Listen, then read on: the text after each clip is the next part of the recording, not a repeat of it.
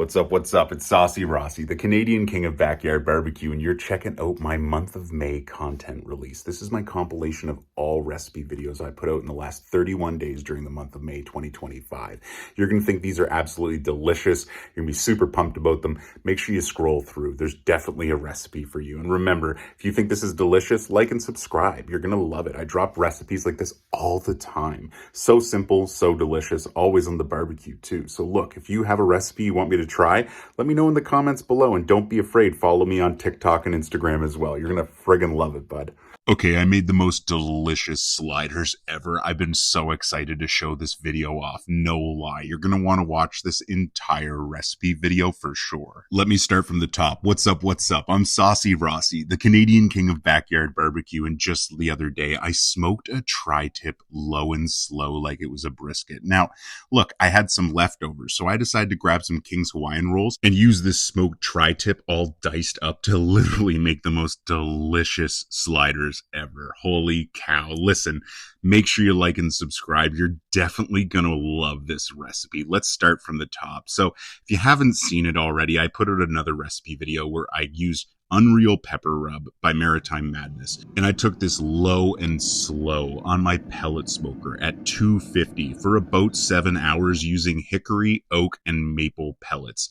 The result was absolutely fantastic. Slicing into this tri-tip, there was some seriously delicious smoke rings. The bark was perfect. It was just really tender and delicious. Every single bite was scrumptiddlyumptious. So, the leftovers, I went ahead and chopped them up. Nothing special here. I just used a chef's knife. Then I threw in some onion that I had seasoned with a little bit of salt, pepper. Actually, this might have been a barbecue seasoning. Honestly, you can throw any dry rub on the onions. Just make sure they're red onions. You don't even need to cook them. Just leave them for a few minutes. Then I have these pickled banana peppers. I'm putting in just a few here, and as you can see, it just doesn't end up being enough. Like, I just want more and more and more. I really like that pickled banana pepper heat with the tri-tip and the onions. Holy cow. And a slider like that with a little bit of extra cheese or something like that and some barbecue sauce. I mean, I'm getting ahead of myself here. Oh, man. Speaking of the barbecue sauce, I'm using Bold and Smoky by Maritime Madness. This stuff is absolutely delicious. So you can see the first thing I do is I go in, just give it a nice little coating on the top. I go back in with a little bit more, and then I just jangle it around. That's super important here. I want to fully coat this, but I really want this to be some sticky, icky smoked tri-tip. And you can see here, it's looking fantastic, but honestly, I think it does need a little bit more sauce. So I went in with another little quick squirt or two. Nothing too crazy here. And then again, just gave it a nice little jangle. Seriously, mix this around. That's super important. We want it to fully cover every nook and cranny here. And as you can see, as I pick it up, it's just that delicious sloppy mess. Look at those pickled banana peppers. Look at those red onions. Holy cow. So let's take our King's Hawaiian rolls. We're going to slice them in half just regularly. We're going to go ahead and just grab our smoked tri-tip mixture that we have here. And as you can see, I'm just throwing it on clump by clump and making sure it's just on top. You can really morph this, and it's very malleable. You can shape it to the exact shape you want. Try and make it as close to the rectangle and cover everything as you can. It's pretty straightforward, right? You don't want to push down too hard. You don't want these sliders to be rock hard, but you also want to pack it in. That's super important here. Then we're going to go on with a layer of shredded cheese. Now, this cheese can be many different types. If you have like a Texas Mexican Tex-Mix kind of style cheese, that's probably the best. Like a Monterey Jack would be absolutely delicious. But I didn't have that today. I'm just using some shredded cheddar. Nothing special, but still absolutely delicious. Holy cow. So let's make sure we fully cover that with our cheese, because you know me, love cheese. Then I go back in with a little bit more of that Maritime Madness Bold and Smoky barbecue sauce. Holy cow. I think this is honestly the highlight of this slider. Like, so delicious, so amazing. So throw the lid back on these sandwiches, and we're going to throw just a little bit of butter on top and then toss them in the oven to heat them up a little bit, okay? Now I'm running my oven at about 325 probably, and I'll probably leave them in there for about, 5 to 10 minutes. Nothing too crazy, but then you want to just slice into them. It's just me and my wife here, so we just slice it into sixth. But if you got a bunch of people, bring it down to those 12 little sliders. It's just that easy. But holy cow, seriously, I've been talking about this the whole video. Time to flex. Look at how delicious and jam-packed this slider is. Oh my golly, that is barbecue bliss. Just perfect. Holy guacamole. I cannot wait to dig into this.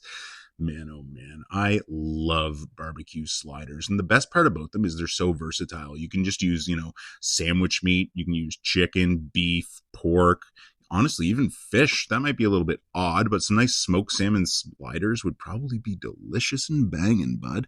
Anyway, thanks so much for watching. I really appreciate it. Make sure you like and subscribe. If you liked this, let me know in a comment below. Don't be afraid. Follow me on Instagram and TikTok. And make sure most of all you enjoy some good food and take care and stay safe. What's up? What's up? It's Saucy Rossy, the Canadian king of backyard barbecue. And check out these unbelievable Chipotle Habanero Moonshine ribs. Oh, I used all Maritime Madness ingredients. Make sure you like and subscribe. Make sure you join my community of growing cooks. Make sure you come along for the ride. I'll show you exactly how I made these delicious ribs. Like seriously, look at these. They came out perfect after 6 hours on my smoker. Holy cow, check out this little smoke ring right here. Like for real, guys, I'll walk you through all the steps. So make sure you slam that like button. Make sure you subscribe. Add a comment below if you think these look good. Seriously, let me know what you think.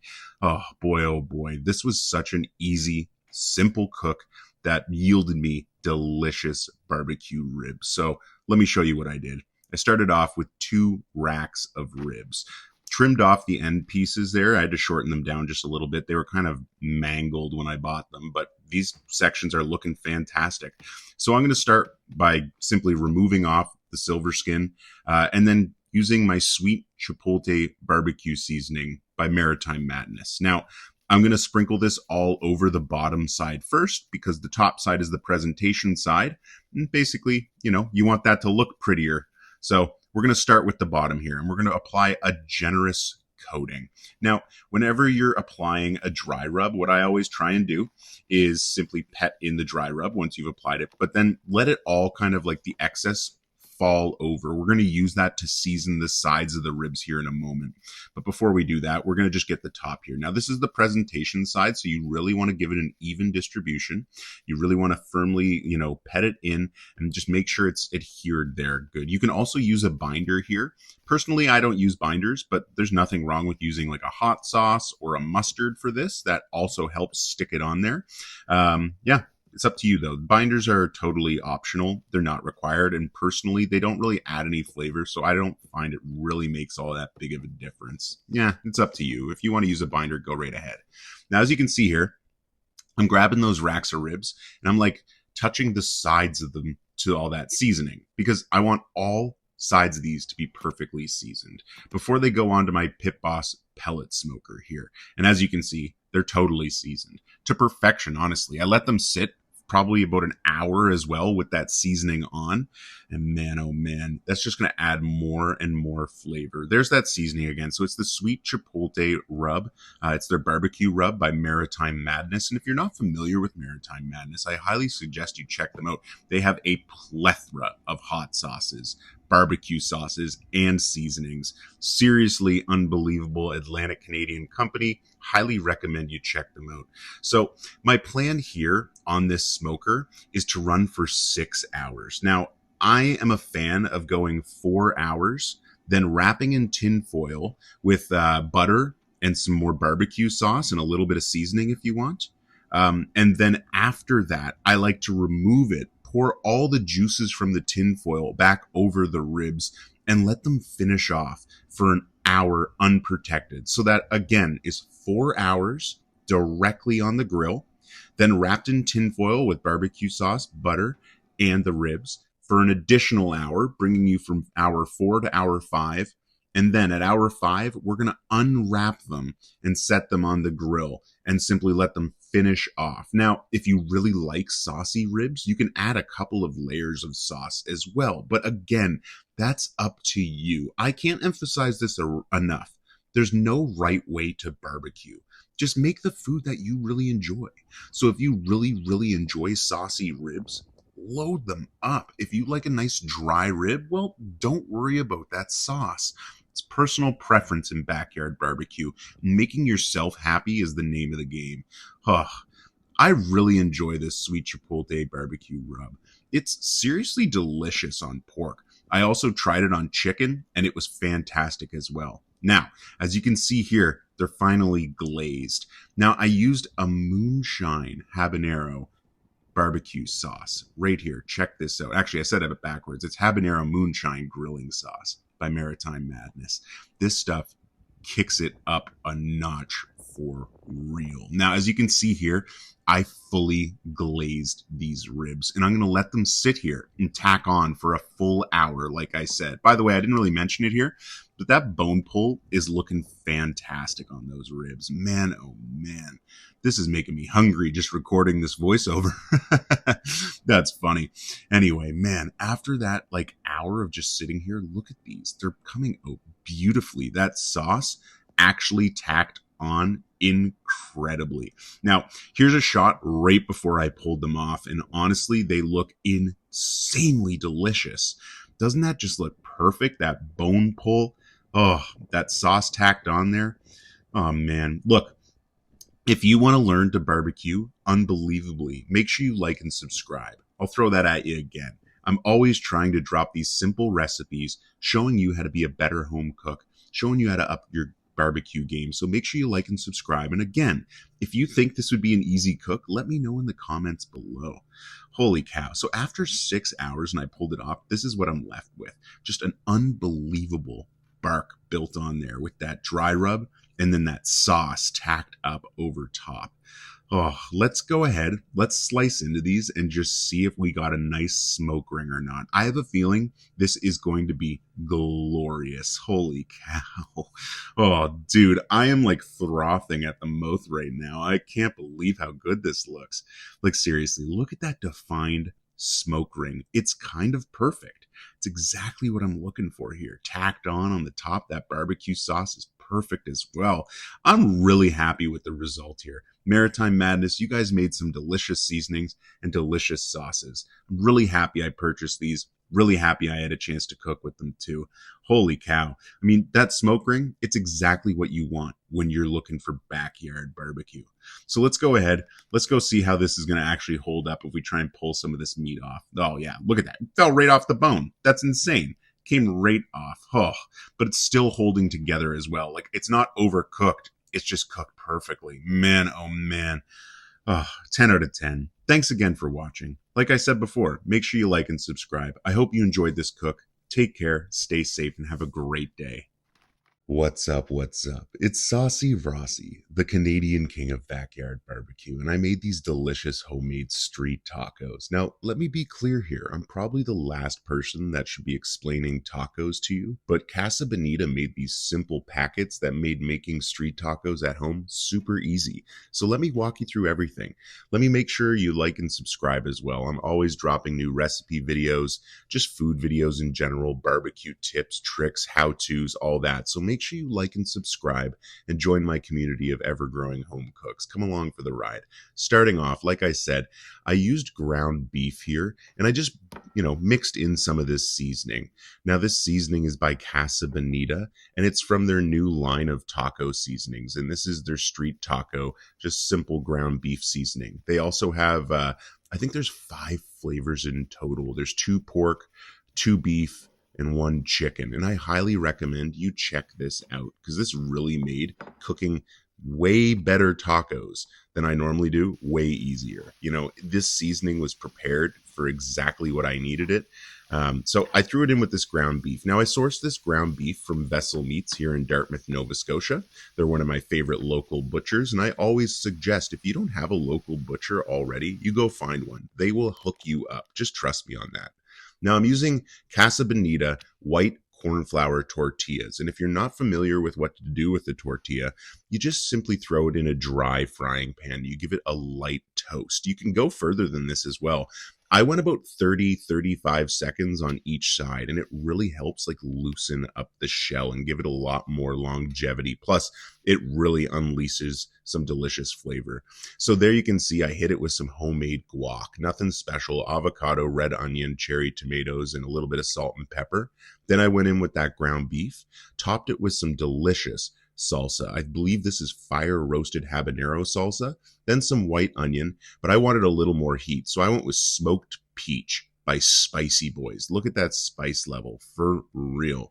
And I just simply added a couple dabs right on top of here. Nothing crazy, just, probably like 4 or 5.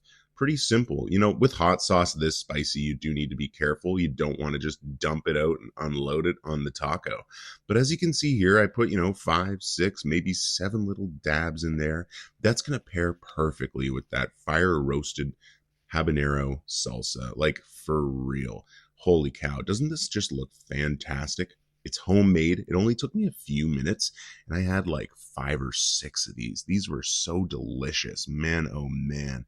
They were just packed to the brim. Now, if I added something else in here, it may have been just a little bit of some rice. Might have been a nice little addition in here. Maybe some cilantro would have been a cool little addition. But let's go ahead, take a bite, and see how this turned out. And man, oh man, this bite was actually delicious. Like I said, just look how packed this little taco is, like to the brim. Just beef, guac, veggies, heck yeah. Oh, so refreshing, so delicious. So for real, if you're like me, some random white guy that doesn't know much about Mexican food, well, let me give you the heads up. Cinco de Mayo is this coming Monday, I think. It's the 5th of May. It's a celebration where you can really enjoy Mexican food and heritage. And I strongly suggest you get yourself one of these little packets and kind of spice up your world a little bit and make some homemade tacos. You really will not regret it. I strongly suggest. Make sure you like and subscribe as well. Thanks again for watching. I appreciate it, and I hope you're having a wonderful day. Take care and stay safe. What's up, what's up? It's Saucy Rossy, the Canadian king of backyard barbecue, and today I'm grilling up this very nutritious bison ribeye steak. Ugh, these are just absolutely delicious pieces of meat by Noble Premium Bison, and it's just a 10 out of 10. This entire barbecue experience was healthy. I used a seasoning with no salt. We'll talk about that in just a moment, but make sure you like and subscribe. Join my community of ever-growing home cooks. Make sure you let me know in the comments below, have you ever eaten bison and what did you think of it? And do you think this looks good or not? I really enjoy bison. Noble Premium Bison offers many different types of steaks, ground bison. I'm using this ribeye steak today, and it's looking pretty slick. Bison is known for its nutritional value. It has less calories than both beef and pork. The fat content is considerably less. Like, I believe it's 3 times less the fat content for both beef and pork compared to bison. So I thought today I'd go in and sear off this delicious ribeye steak on my Napoleon Charcoal Grill. Now, to get things going, I'm using a Taste of Home. It's a salt-free seasoning by Newfoundland Seasonings. It consists of pepper, paprika, onion, thyme, rosemary, garlic, orange zest, ginger, and additional spices. And I thought this would be a perfect way to complement the bison, where it's so lean and healthy already. By trying a seasoning with no salt, I thought that would just be a really cool, healthy experiment. So, like I said, I fired up my Napoleon Charcoal Grill to like 600 or 700 degrees when I'm searing this. And I'm just running it probably about 2 minutes each side. With these cast iron grates, you can see it's getting excellent searing marks right there on that ribeye steak. And I'm just psyched about how it's just kind of, letting those flames kiss up and sear it off. Now, it only took about 4.5 minutes to get this far, and I was only aiming for about 118 internal. Then I pulled it off and rested it for about 5 to 7 minutes, and it actually reached 125 internal. I was going for a more rare, medium rare cook here, because with bison you really need to be careful. Going past medium with bison isn't normally suggested, as its fat content is lower, or at least I suggest that. But dang, look at this cook. Oh, it's exactly what I was looking for. Juicy, delicious, tender. We got those sear marks, that just a little bit of char to get that, that texture, that taste. Oh man, oh man. And this seasoning, it was absolutely delicious. I really enjoyed it. It was actually a 10 out of 10 for real. Like I said, Newfoundland seasoning, a taste of home, salt free. If you're trying to be healthy and doing some barbecue, I recommend this seasoning as well. I highly recommend Bison. Look, if you're a gym bro and trying to, cut that fat out of your life, Bison is the way to go. Get yourself some ground bison, make some meatballs, get yourself a ribeye steak like this, sear it off. Man, you'll be cutting that fat in no time. Noble Premium Bison has many different offerings, so seriously, go check out their catalog. I'm glad I did. I've been checking it out lately at my local grocery store. Seriously, just a 10 out of 10. Anyway, I'm really happy that you stayed this long just to kind of hear me talk about Bison. They are a fluffy cow. If you haven't seen that, make sure you go look up some pictures of Bison. They're super cute too. But yeah, make sure you like and subscribe. I'm super stoked you stayed around to check this out. Make sure you check out Newfoundland Seasoning, Noble Premium Bison. Check out all my other videos. I'm also on Instagram and TikTok, posting very regularly. Yeah, hope you're having a great day. Take care, stay safe, and make sure you barbecue yourself something healthy. You deserve it. Enjoy a good meal. Have fun, bud. Man, I love cooking chicken drumsticks. It's just one of those things that's so simple. What's up? What's up? It's Saucy Rossy, the Canadian king of backyard barbecue. I'm here today, well, obviously, to talk about chicken drumsticks. I'm using Island Girl Foods seasoning salt as the dry rub for these, and it was such a perfect idea. It's a collaboration with a spice affair. If you see this in your local grocery store, I strongly suggest you try it out. Just look at that color. It looks like, I don't know, sand from a beach. It just, it makes me have this like internal happy place. It's like a tropical paradise. Whenever I see this, oh man, I just get so tantalized and excited. Man, geez Louise, let's wang jangle this seasoning salt all over these chicken drumsticks. Now, we want to get them nice and coated, but more than likely one layer is not going to be enough. So let's go on with just a little bit more. I'm serious about my seasonings, guys. I really, really like this seasoning salt too. So what I'm going to do here is I'm going to fully coat them. Then I'm going to just kind of let them sit in the butcher paper in the refrigerator for, I don't know, probably about an hour, maybe even 2 hours. But what's really important here is you have them fully covered like this. That's super important. So after a couple hours in the refrigerator, I fired up my Napoleon Charcoal Grill and I laid out the chicken drumsticks, on the opposite side of the grill from the heat source. So it's on indirect heat. Now, I'm running it probably about 450, 500 degrees internal inside the grill as well. And today, I'm going to mix together maple habanero barbecue sauce and papaya and rum hot sauce by Island Girl Foods. So let's get ourselves a bowl. Let's get that maple habanero barbecue sauce in there. That nice, thick, delicious, ooey gooey barbecue sauce. Let's kick up the heat though, because, I like some spice in my life. So I'm adding in that papaya and rum hot sauce by Island Girl Foods. And man, oh man, I created just an absolute mixture of deliciousness here. Check this out. I'm pretty stoked on it. I love when you can just like mix two delicious products and it becomes an even better product. Like this sauce was incredible. So I got my chicken drumsticks basically to about 160 internal before I started tacking on sauce. Now, the goal here, I'm going for about 185 with my chicken drumsticks. I 100% like overcooked chicken drumsticks. I don't want to like burn them or anything, but like 165 is where you need to make sure you bring them so that's food safe. But 185 makes it almost so it like falls off the bone. When you bite into it, it's just so tender and juicy and delicious. Like seriously, a 10 out of 10.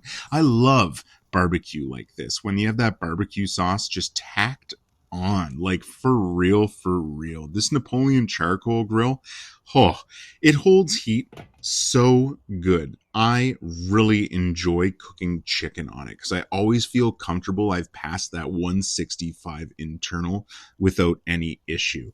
Now look, while I've got you here, I might as well throw it your way. If you haven't already liked and subscribed, please do so. It really helps. And comment below, do you like barbecue chicken? Or do you have any suggestions on what I should cook or how I should have cooked this differently? I'm dying to know from you. Anyway, check out this barbecue chicken. Holy cow, pulled off the grill, just absolutely delicious. That sauce is tacked on there in a delicious layer. Cooked in though, brought down the heat level a little bit, but we got a little bit of char on there as well. Nothing too crazy. It's not going to like scare you away. It doesn't look burnt, but man, oh man, it's going to be packed with just delicious flavor, and it's going to be tantalizing and so enjoyable. Holy cow. Holy cow is right. Make sure you like and subscribe. Check out my Instagram. Check out my TikTok. I'm on all kinds of social medias. Make sure you find me on there. Send me a message. I want to know what you're cooking. Tell me about it. Oh, thanks again for watching. Really appreciate it. I hope you're having a great day. And remember, barbecue for life. What's up? What's up? It's Saucy Rossy. I'm not going to lie. Hot dogs in my world are pretty straightforward. I mean, just check these out. I got mustard, relish, and a little bit of sauerkraut. But for real, these hot dogs were sourced locally from Vessel Meats. Now, if you're not familiar, it's one of my favorite butchers, if not my favorite butcher. Just look at the quality of these glizzies. Like, for real. Those are delicious, insane, and like robust and like seriously packed with flavor. I wasn't actually expecting this when I went into my local butcher, Vessel Meats in Dartmouth, Nova Scotia, and I saw these glizzies, these hot dogs just hanging out. I knew I had to give them a try. Now, my expectations weren't through the roof. I just assumed it was some emulsified meat with a little bit of seasoning, but these were probably the most flavorful glizzies I've ever chomped on. Like, for real. Now, you know me, I'm always out here on my Napoleon Charcoal Grill, just grilling off whatever it is I'm about to eat. But with these, I wanted to keep it real gentle. These hot dogs, where they are actually made from a butcher, they're not as processed. Their casing is a little more gentle. So I put them on indirect heat, and I ran my charcoal grill around probably 400 degrees, I'd say. And, you know, I just rustled and tussled them back and forth, making sure that, you know, they didn't sit on one side on the grates for far too long. That's why you're seeing those nice little char marks on the top there. I just finished rustling, tussling them around. But for real, these were absolutely delicious. I'm 100% going to buy these hot dogs again. They were 10 out of 10. Like, man, making some of those poor man's burnt ends with these would probably be deadly, bud. Holy, look at these just sweating away. Oh, bud, that they're warming up. They're getting that heat in there. They're cooking through. They're getting those little pools of grease along the skin there. You can just see it. Man, oh man. So what I did was I filled up some of these brioche hot dog buns with some, I think it's Monterey Jack cheese. You can see in there, there's a little bit of like spices and pepper in that cheese. Oh yeah, delicious. And I'm just going to let these kind of toast up on the charcoal grill. Now I've finished cooking the hot dogs. We're probably running the grill at about 300 degrees right now. So just be aware, it's a little bit cooler when you're toasting off those buns. But anyway, this is what we're left with. Just delicious hot dogs. Plain and simple. There's nothing complicated here. Mustard, ketchup, sauerkraut. I'm a simple guy. I'm not too complicated. That's why you should probably follow me. Like this video. And comment below. What do you think of these glizzies? Did you think this was a fun cook? Did you think this was easy? And do you think you'll, try something like this at your house? Let me know. Thanks again for watching. Make sure you like and subscribe, and take care and stay safe. What's up, what's up? It's Saucy Rossy, the Canadian king of backyard barbecue, and I made delicious Bison jalapeno poppers. Don't these look incredible? Man, tacked on with a little bit of delicious barbecue sauce. I'll walk you through the entire process here. And just remember, you don't need a pellet smoker for this. This can work on a barbecue or even in your home oven. But I did do this on a smoker, so let's walk through the entire thing. Remember, like and subscribe. We have a lot of fun here. Come on along. Let's jump into this. So check it out. I'm using Noble Premium Bison lean ground bison. You can pick this up at a plethora of grocery stores across Canada. I'm pretty sure they sell it at Costco as well. And I'm using this South Shore Sea Salts barbecue seasoning. It's absolutely delicious. So I throw that bison into a frying pan and I cook it most of the way. I'm browning it up, but I'm not cooking it 100% of the way. And what I'm going to do is I'm just going to drain it and set it aside here. Then I'm going to take 5 jalapenos, 2 cloves of garlic, 5 cherry tomatoes, and 1 red onion. I'm going to dice the red onion. I'm going to mince the garlic. I'm going to dice the cherry tomatoes, and I'm going to slice those jalapenos in half. I'm going to just remove the insides, take out the seeds. If you really want it spicy, you can leave that in. Then in a bowl, you're going to mix that bison along with some cream cheese. I used about half a cup, some shredded cheese, and then all the veggies you saw there. You're going to mix it together, except the jalapenos. You're going to use those little half shells. You're going to just slice it right down the middle and pack it in. And basically that's all you do here. And then you can top it with a little bit of extra shredded cheese. It's super simple. Now, I'm running this smoker at 275 low and slow. It's not really showing it right now, but the pellets were just pumping out a ton of smoke a few minutes before this. So I really like that at the beginning, while, things are still cold, that it's picking up smoke, because this isn't that long of a cook. It probably took about an hour and 30 minutes at 275 to cook all the way through. Now, I'll walk you through this here. We're at about the 30-minute mark here at 275, and it's just looking like those jalapenos are starting to soften up lightly. Now, if you like a nice crunchy jalapeno, you don't need to go too much further than this. You just want to make sure that bison is cooked all the way through. And honestly, you could probably nibble on it right out of that frying pan. It's so nutritious and healthy for you. I honestly wouldn't even be concerned. So minimum, I'd say 30 minutes cooking this, but I went an hour and 30 minutes. I really like a nice soft jalapeno with all that bison cooked with that cream cheese and that cheese melting on top. Oh man, just look at that. Doesn't that look absolutely fantastic? Oh, I'm having an absolute blast out here in the backyard. And one of the nice things about jalapeno poppers is it gives you that spice level, but it's not too crazy. So we're at about the hour mark, maybe hour and 10 minutes right here. And I think it's looking absolutely fantastic. You can tell the color change in those jalapenos. You can see they're, I guess you could say, getting a little wrinkly around the edges, and that's just them cooking and softening up. And with the bison and that cream cheese mixture in there, oh, it's just a 10 out of 10. Now, this last part's optional, but I highly recommend it. Get yourself a barbecue sauce. And today I'm using Earl's Signature Sauce's apple molasses barbecue sauce. This stuff is absolutely delicious, and I knew it would pair perfectly with these bison jalapeno poppers. So I simply grabbed it, put on a thin layer, and then put the lid down, let it smoke. Then went on with a second layer.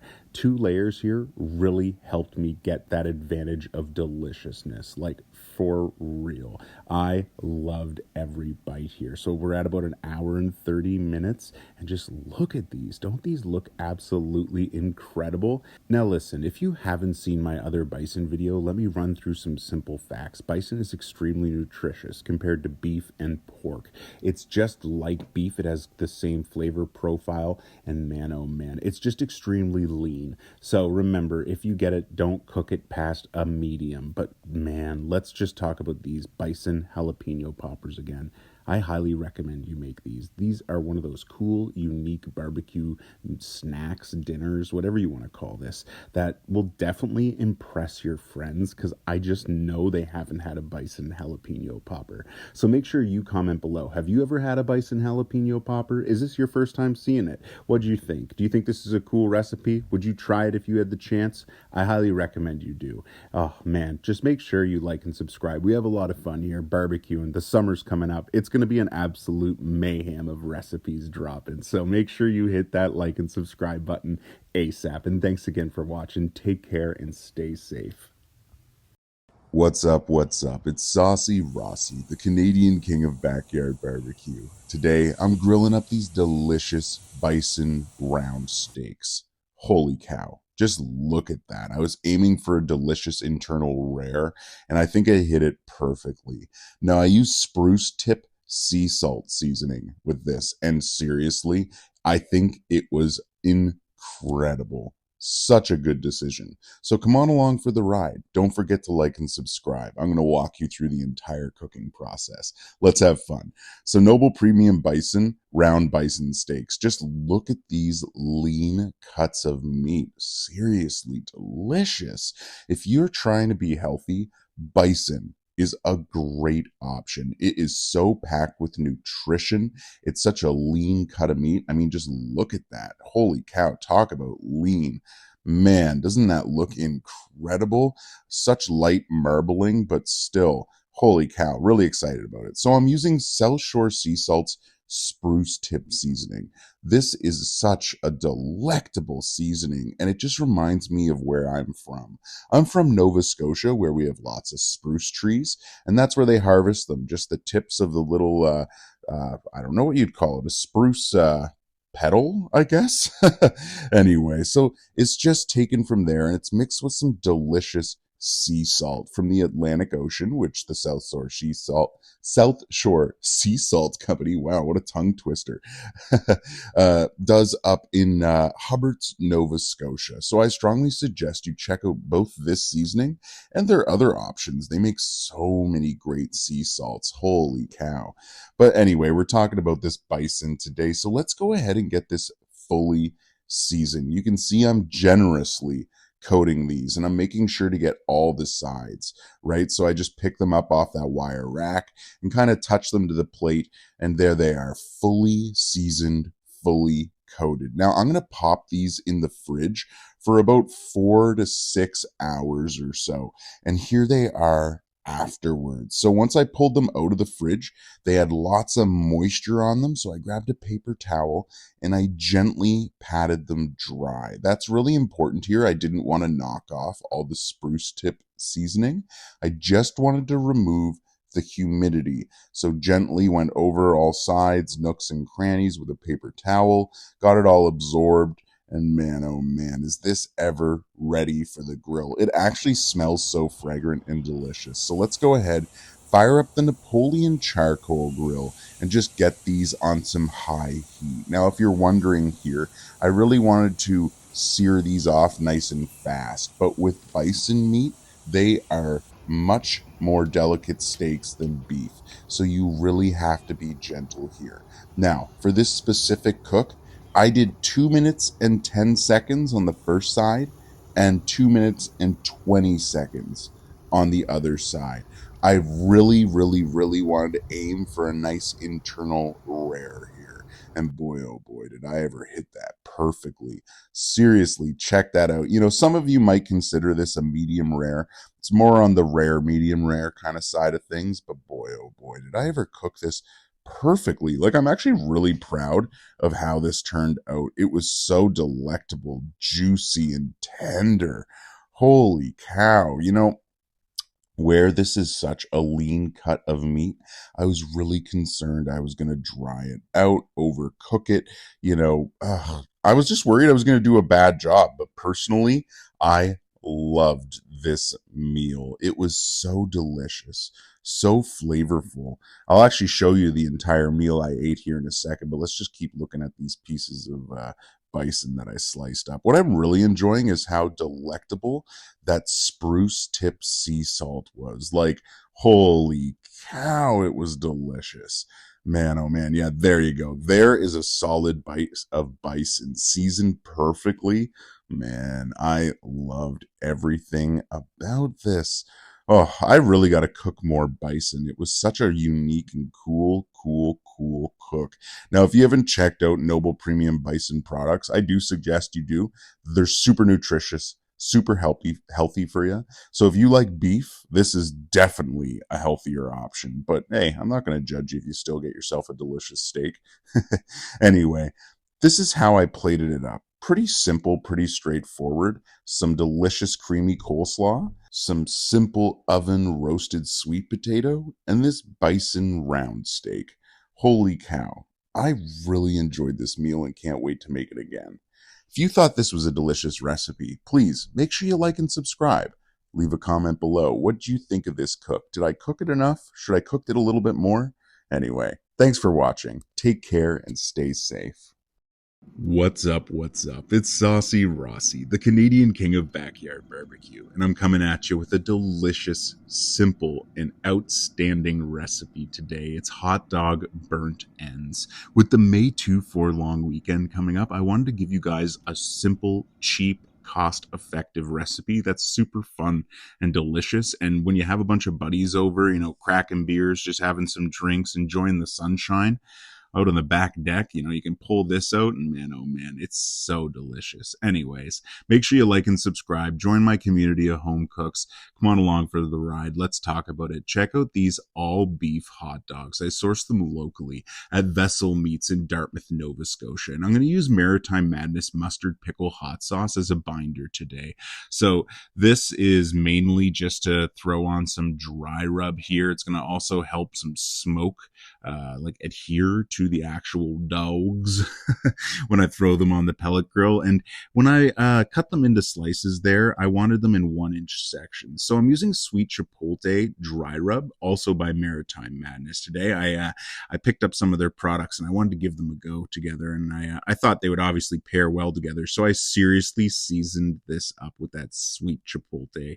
I think I actually go on here like 3 times. Yeah, totally. Check it out. I go on here a 3rd time. I really wanted this to try and build bark on these hot dogs. It's kind of funny, I think, but hey, whatever. It's 2025. We can do what we want, right? So I grabbed a simple wire tray. This just made it way easier to put it on and off the smoker. I know some of us can be stubborn and be like, no, we'll put it on the smoker just as is. I highly recommend getting yourself a simple little wire tray like this. So I just threw it on. I threw a little bit of tin foil below it as well. That was mainly just to try and keep my smoker cleaner, but it didn't work. A bunch of the grease just dripped right down because of the feet, and you can see there's a little bend in the tin foil, but we don't have to worry about that. Anyway, smoked low and slow, around 275, 250, something in that range. Nothing too crazy. I probably went for about an hour and 20 minutes to an hour and say 30 minutes or so. And once I hit that point, I pulled them off into a larger tinfoil tray. Now, in there, I added a couple knobs of butter. Nothing too crazy. But you want to make sure you're building this bark first. And as you can see there, this bark's actually looking real good. I'm super stoked about it. So like I said, into a tinfoil tray with some butter, and then the barbecue sauce of your choice. And I'll show all this here in a second. But yeah, man, these were absolutely delicious. So okay, we got the tinfoil tray. We throw in these knobs of butter. It's pretty simple. I'd say I probably went in with 4 or 5. Nothing too crazy. Just sliced off some slices.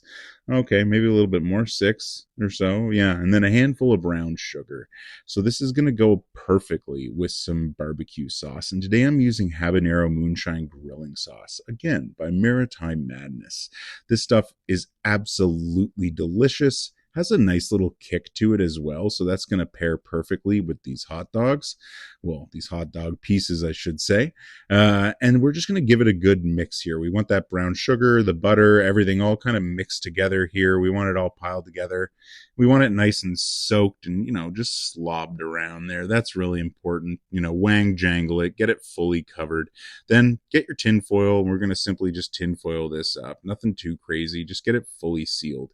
Then you can put it in either the smoker again or just the oven. Now, if you're like me and you want to conserve pellets, I recommend just using the oven. That's perfectly fine. So when it's wrapped, you just throw it in, like I said, either the smoker or the oven, and at about 275. And I probably left this in here for 20 or 30 more minutes. And this is what you get. Just unbelievable little hot dog burnt ends. These are so delicious.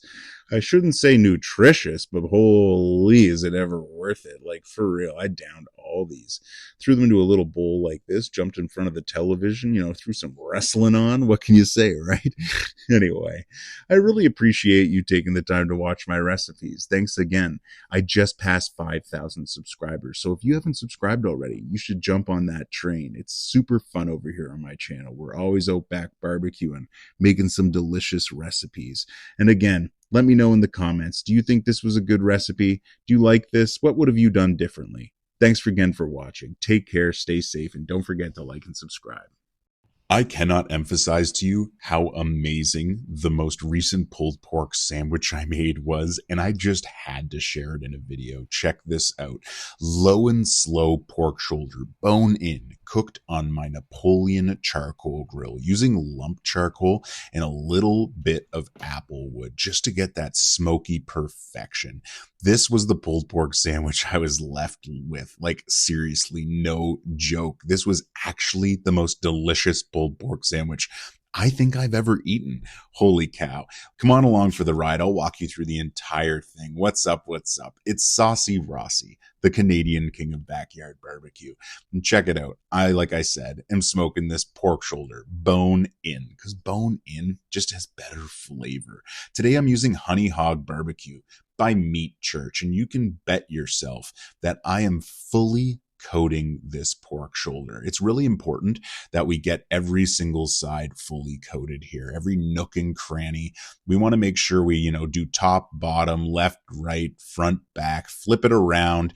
When you're flipping it, a little bit of that seasoning might come off, so reapply it. Like, we seriously want to load this bad boy up. I'm not joking when I say that. Like, look at me go. I'm serious about this. Then, once we get this fully seasoned, we're going to put it in the refrigerator and we're going to let it just rest overnight. That's seriously going to impart these flavors throughout this pork shoulder. Whenever you apply seasoning like this, it's always great to let it kind of rest either at room temperature or like on a wire rack or something in the fridge. Personally, that's the way I like to do pork shoulder, and I think it's the best method for it. You don't need a wire rack. Honestly, you can just make sure you fully season the pork shoulder up and then just kind of rest it in butcher paper. Even tinfoil works, honestly. What's really important with this, though, is making sure you understand how much salt content is inside the dry rub. I try and not let stuff seasoned too crazy long when it has a bunch of salt, because sometimes that can kind of overdo it. But usually whatever dry rub you're using will actually kind of like say how long to, rest it in the fridge or whatever, right, to really impart that flavor. And so with this, like I said, you can go between 6 and 24 hours. And I went about 18 hours, then threw it on the Napoleon Charcoal Grill. Now, we're doing low and slow barbecue. This is at about 275, but you can keep it anywhere between 225 and 300. If you do put it to 325, that is also fine. Normally, pork shoulders, especially bone-in ones, can take a little more heat, but be careful. Don't overdo it. That's really important here. And as you can see, we're just letting this smoke low and slow. You can see that bark starting to build and form on there. It's looking glorious. That delicious red hue, like for real, that looks wonderful. And you can see I got my wood down there burning away, imparting that delicious applewood smoke on this. Man, applewood goes so perfectly with pork shoulders. Holy cow. Now, when you're doing low and slow barbecue, it's really important you take stuff to the right temperature. And in this case, I brought it up to about 160 internal on the grill. Then I wrapped it in butcher paper and let it finish off in the oven. Now, I personally think that's the best way to do this kind of low and slow pulled pork with a pork shoulder. I mean, if you really want to keep your smoker running while it's wrapped, you can, but the oven, it holds a consistent temperature and it's such an easy way to finish things off, right? But it did take me about 6 or 7 hours on this barbecue before I actually even got to the wrap process. So patience is key. Remember to consistently load in more charcoal and little pieces of wood to keep imparting delicious, smoky barbecue charred flavor. And holy cow, I'm not kidding. Look at this thing render down over time as it's just smoking away here. Like, seriously, look at this shot. Look at that smoke just bellowing out. It looks gorgeous. This pork shoulder was intense. No lie. I was really happy with the results at the end of this. Like, for real. As you can see here, it's sweating away. We got the meat sweats on the go right there around the bone. Holy cow. Now, as you can see, that white smoke from the charcoal, that's because I just threw some fresh charcoal in there. So it's just starting to get lit. But by golly, we got some serious smoke flavor on the go here. I'm pretty stoked about it. Now, that flame there, that's what I want to see. Whenever you have a clean burning flame like that, that's when you get that nice light blue smoke. man, oh man, this looks absolutely delicious. Impeccable as well. You can see right around that bone, those little pools of sweat forming. That's what I want to see. Seriously imparting that bone-in flavor on this pork shoulder. Oh, buddy. So at this point, we're coming up on about 6 hours or so here. Like I said before, I let this go low and slow, mainly around 275. At this point, though, I did bump it up to about 300 because I already got all that smoky flavor in there. Wrapped it up. Then I threw it in the oven for probably another 2 to 3 hours just to let it get fully up to temp. And this was the result. I mean, just watch. I tap this and it just falls off. Like, that was wild. This is so fall off the bone delicious. Holy cow. So I grabbed my little shredding claws and I went to work. The goal here is just to get this as shredded up as possible. I want this ripped apart so that I can just throw the barbecue sauce of choice right over top. And speaking of, today I'm using Meat Mitch barbecue sauce, the Womp More Bang sauce. Seriously, this stuff was absolutely delicious. I loved every single drizzle, glob, taste of this. Seriously, look at me as I mix this in. Oh, I was so excited. It smelled so good in my kitchen. Now, when you're putting in sauce, it's real important that you get it saucy. No pun intended there. But seriously, check this out. Just glazed to perfection. Nice and moist. We got that barbecue sauce all over. You can see that nice smoke ring imparted. And what I like to do is split it up almost into like pulled pork, like burger size, like patties almost. These little balls, what I can do, I can keep them in the fridge, and whenever I want to, I can just pull them out, heat it up in the oven right quick to bring it back up to temperature, and then make a delicious pulled pork sandwich. Now, at the beginning of the video, I mentioned I was going to make a pulled pork sandwich, and I'm going to keep it basic today, y'all. There's seriously nothing more entry level than this. Look at it. Just a simple bun. I grab myself some French's classic yellow mustard, throw it right on the bun. Nothing complicated here. I go back for some more of that Meat Mitch barbecue sauce. Holy cow. This stuff is so tasty and delicious. We just, put a little bit on each side. Nothing too crazy. Just a nice little drizzle. I love this sauce, especially with a little bit of mustard. Oh, buddy. Then we're going to go in with some slices of pickle. Oh, geez, Louise. I'm almost drooling right now watching this because I know what comes next. Now, I got out the oven, preheated her up. There it is. Look at that little bun burger bliss. Boy, oh boy, this was intense. I'm not lying. The flavor here was just so perfect, so delicious. Now listen, if you like pulled pork and barbecue, make sure you like and subscribe. I'm always dropping these recipes. They're so simple to follow. Anyone can do it at home, just like me. I'm not professionally trained, so come on, like and subscribe. Check out all my recipes. You can do them. I made all of these recipes so that you can cook them at home as well. They're so basic. Oh, buddy. Seriously, thanks again for watching. It means a lot to me. I hope you're having a great day. Take care and stay safe. No wrap smoked pork ribs. Holy cow. I love barbecue. If you know me, I'm Saucy Rossy, the Canadian king of backyard barbecue, and ribs are one of my most favorite things to cook. I mean, look at these. They can even do the worm. These were cooked so perfectly. I sourced this beautiful rack of ribs from Vessel Meats here in Dartmouth, Nova Scotia. They always have such incredible cuts of meat. And I thought to myself, hey, let's go ahead and season this with barbecue spice. It's a seasoning by the Royal Nova Company, based out of Quispamsis, New Brunswick, and it's absolutely deadly. It's a pretty generic barbecue rub, but it seriously goes so well on pork and chicken and beef. Like, I really enjoy it on a number of different recipes that I've tried it with. So I thought to myself, hey, this is definitely going to go well on these ribs. So I seasoned the bottom, make sure to pat it in. I know it's a dry rub, but it's really important to understand you don't rub in a dry rub. You just pat it in. That's super important. Then again, I'm seasoning these things to perfection. perfection, man. Oh man, I love supporting local, and where these ribs came from a local butcher and this dry rub came from a local barbecue company as well. The barbecue sauce I'm going to be using came from another local company. I'll get to that here in a minute, but boy, oh boy, it's really important when you're seasoning that you get all the sides. And you can see here I'm picking up those racks of ribs and I'm moving them around on the sides in that dry rub that's remaining, because I want absolutely every portion of these racks of ribs to be fully covered in that seasoning. So check it out. I throw it on the Pitboss Pellet Grill and I'm smoking them around 250 degrees. I'll probably go for about 5 hours. As you can see, these racks of ribs are a little thinner than normal.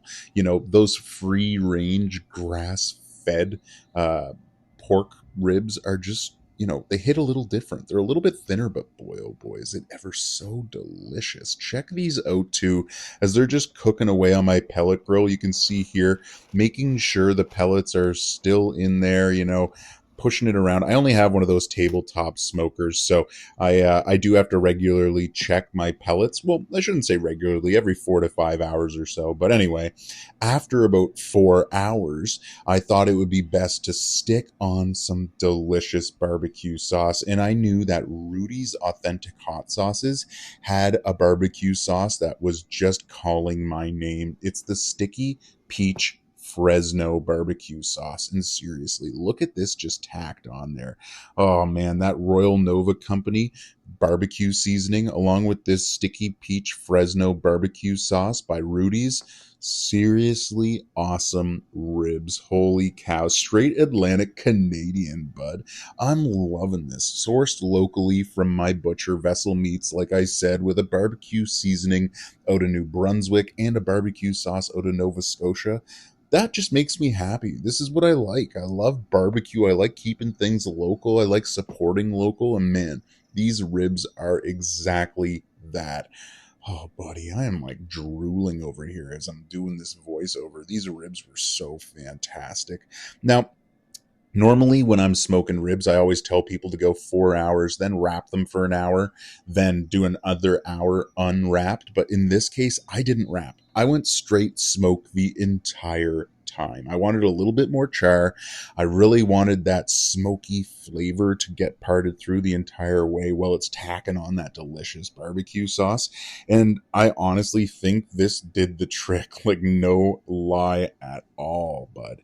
These ribs were so delectable and delicious. I loved every little bit of it. Seriously, look at this, man, wiggling, jiggling. We got that char on the bottom, but it's cooked perfectly just throughout. Like seriously, they can do the worm. I showed you that at the beginning. Like that's what you want to see when you got some racks of ribs on the go, bud. Now I'm just going to slice into these, you know, and just start nibbling away. That was the goal here, was to fill my belly with something absolutely delicious. And no lie, these ribs were exactly that, man. Little clean smoke ring there. Nice little nibble of meat right off the bone. Oh, buddy, 10 out of 10. Look at that rack of ribs, man. Seriously, look, if you haven't liked and subscribed to my YouTube channel, I'll take the time now to just say it. You probably should. I'm just a home cook, and I'm constantly dropping simple recipes you can replicate as well to be known as the local guy that kills it on your backyard barbecue. Like, for real, for real. My name's Saucy Rossy. I'm the Canadian king of backyard barbecue, and I'm telling you, bud, I'm here to help you out. Now, listen, if you thought this cook was awesome, let me know in the comments below. If you think I need to learn a thing or two about barbecue, let me know that too. I'm happy to go back and forth with a quick arg. Anyway, seriously, bud, this was a 10 out of 10. Absolutely delicious. Make sure you like and subscribe. Comment below. Do you like ribs? What do you think? Anyway, I hope you're having a great day. Take care. Make some ribs. Enjoy some barbecue. Stay safe. All right, let me do a little bit of a rant here. I'm going to show off some footage of some sausages that I cooked, I should say, the other day. I got these from Beck Farms in Nova Scotia. They were absolutely delicious. Blueberry sausages as well as just regular breakfast sausages. However, I kind of just wanted to talk about myself and wanting to learn how to make sausages. It's one of those things I'm very nervous to kind of go down that pathway of. With sausages, you need to do cold smoking and you kind of need to bring them near that low cold smoke. And I'm just kind of nervous of that stuff because I haven't done it yet. But it's one of those things I think in this summer I'm going to achieve. By my birthday later in the summer, I want to be able to say that I have smoked my own sausages. So I'm publicly kind of just releasing this as kind of like my manifesto or whatever. I am going to learn how to make sausage this year because right now I don't really know what I'm doing. But you know me, I love deep diving on meat, foods, and definitely barbecue. So learning how to make my own sausage. Oh, buddy, it's one of those little adventures I'm super excited to go down. Now, look, if you're just watching this randomly, make sure you like and subscribe. My name's Saucy Rossy. I'm super into backyard barbecue, not the crazy competition stuff. I'm into stuff that's realistic for, the viewer at home to try and do. Like, look at these. These sausages I purchased from Beck Farms here in Nova Scotia, Canada, just from my local farmers market. It's just so simple. I'm just grilling them low heat, probably about 400, nothing too crazy. I guess that's closer to high heat. Anyway, but like this is something you can do as well. I'm not out here, cooking off some crazy thing trying to show off. I'm just doing recipes and things you can do too. So make sure you like and subscribe and come along for the fun. But seriously, just look at these sausages. It'd be so cool to be able to say that we're eating sausages, I made myself. Maybe do those big pinwheel ones or whatever. I don't know. There's so many cool opportunities with sausages, but man, it was delicious. By the way, thank you, Beck Farms. These were absolutely scrumptious. I plated them up with some fantastic French toast and some fresh berries, a little bit of yogurt. Oh, buddy, it was just a 10 out of 10. But seriously, anyway. Thanks for watching, guys. Thanks for listening to my little rant. I'm excited to hopefully get sausages done here in the next few months and show off the hard work. Anyway, take care, stay safe, and thanks for watching. What's up? What's up? It's Saucy Rossy, the Canadian king of backyard barbecue, and today I smoked some delicious sweet Thai chili pork belly bites. I used them in an amazing noodle dish. I fried up some Mr. Noodles, threw in some veggies, and it was just a 10 out of 10. Normally, I don't push my boundaries with recipes this much, but I thought to myself I should really learn to make a wonderful noodle dish. And the sauce and the seasoning I used today was fantastic. So let's go through this. Make sure you like and subscribe. Join my community of home cooks. Let's talk about some pork belly. So I picked this up. It's skinless, and I got it from my local grocery store, Sobeys. Pretty psyched about it. It was only like, I don't know, not too expensive, under $20 for this much. I mean, I could have made bacon out of it, but I decided to cube it up. Use some of this South Shore sea salts, chili lime sea salt seasoning. I mean, look at this. Doesn't that look just fantastic? I wanted something nice and salty, but not too overbearing for this pork. So I went on with this and what I had left with it. Got it fully seasoned up, fully coated, you know me, then placed it onto a wire rack. So that just makes it way easier for getting it on and off the smoker. So I do recommend using a wire rack if you're going to go through with this recipe. And basically, you're going anywhere between 250 and 300. Now, the higher you keep the temperature, the faster this is going to kind of render down and cook. I went at 250 personally because this little pellet smoker of mine, it kind of bounces between 250 and 275, which is kind of right where I wanted it. And as you can see here, it kind of started forming after about an hour. So I gave it a quick spritz with some apple cider vinegar. Some other options would be apple juice, orange juice, again, apple cider vinegar, some water mixed in there as well, or beer, depending on what you want to spritz with. And this is it at about the 1 hour 45 mark. And at this point, we were, getting nice and, tender. It was pretty great. So I'm waiting for that internal temperature to hit about 165 before I'm going to move this over into a tinfoil tray. That's going to be real important here. So like I said, 165. knife. And then when I get it into a tinfoil tray, that's when I'm going to add my sauce of choice. And we'll get to that in just a minute. You know, this is low and slow barbecue, so you do want to make sure you play the patience game. Don't rush things. Rushing things messes everything up with low and slow barbecue. I'm just making that point now to get it across. Okay, so once you hit that 165 internal, we're going to go ahead, take everything off our wire rack and move it into one of these little sheet trays. These tinfoil pans, they're super helpful with barbecue sauce. And today I'm using the Nurple Sauce Co.'s Castle Bravo, their sweet Thai chili sauce. Oh, it's so delicious. Holy cow. Now, this is a local Nova Scotian company. I absolutely adore their sauces. You can see my other chicken wing video. I use one of their medium sauces. It is just so delectable. Polywag is what it's called. Polywog, I believe, actually. But this sweet Thai chili, let's talk about that for right now. So as you can see here, I get it fully covered in that sauce, and then I wrap it in tinfoil, and I throw it back on the smoker. You can also put it into the oven at this point if you don't want to keep running your smoker and, you know, save some pellets. That's perfectly fine. So I put it into the oven, I put it back onto the smoker for about 45 minutes. Let it really cook through with that sauce in there. Then I peeled off the tinfoil top, put this back onto the smoker to let that sauce thicken up and tack up a little bit more for maybe about 30 more minutes.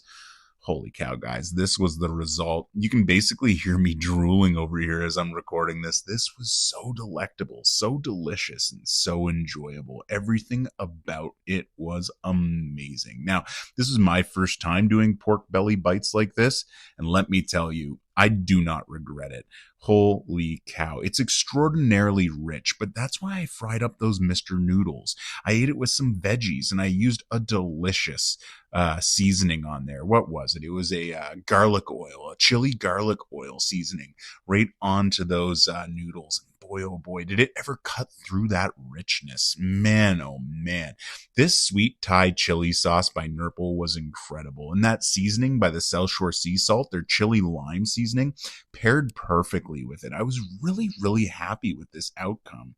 Man, oh man. I'm just getting better at cooking day by day. Every time I'm exploring these new recipes, I just find that I just figure out more about these cool tips, tricks, and techniques. Well, here we are with my final dish. Fried up those delicious Mr. Noodles, some bell peppers, some shredded carrots, some red onion. There's garlic in there too. Holy cow. Along with that delicious pork belly bite, this is exactly what I want when it's served up on the dinner table. Thanks again for watching. I really appreciate it. I hope you're having a wonderful day. It means a lot to me that you took the time to watch my recipes. So make sure you stay safe, take care of yourself, have a great day, and make sure you check out some of my other videos. What's up, y'all? We're doing some Atlantic Canadian barbecue today. I'm grilling some amazing chicken on the Napoleon Charcoal Grill using Newfoundland seasonings, the Ragin' Bayman seasoning, and Newfie Bullet Gunpowder Rum Barbecue Sauce. Holy cow. Come on along for the ride. Hit that like and subscribe button. Join this community of home cooks. You're going to love it here. Anyway, like I said, I'm Saucy Rossy, the Canadian king of backyard barbecue, and I live in Nova Scotia. But my wife, she's from Newfoundland. She's from around the bay, so I knew when I saw this, holy cow, I had to try out Ragin' Bayman seasoning. Seriously, it's described as rubber boots stompin' hot barbecue rub and seasoning. Like, what else do you want? If you're from Atlantic Canada, right away, you're probably on board with that description, bud. That's seriously a lifestyle choice. Rubber boot stomping? For real, for real. Anyway, check out this seasoning. I showed it a moment ago, and I think it has such a beautiful color contrast. Absolutely love it. So seriously, going on with this chicken that I picked up from Compliments here at Sobeys in Nova Scotia. And I'm making sure that I'm seasoning this above and below the skin. And I'm going to flip it upside down and make sure I season the underside as well.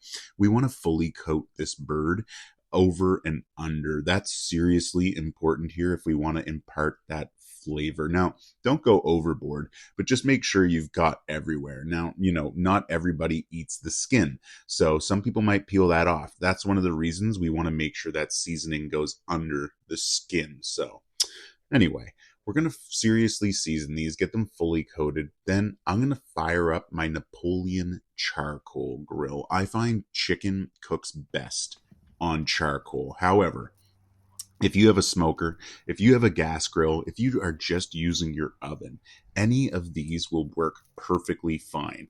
The main thing you want to do here is simply bring the chicken up past 165 degrees internal.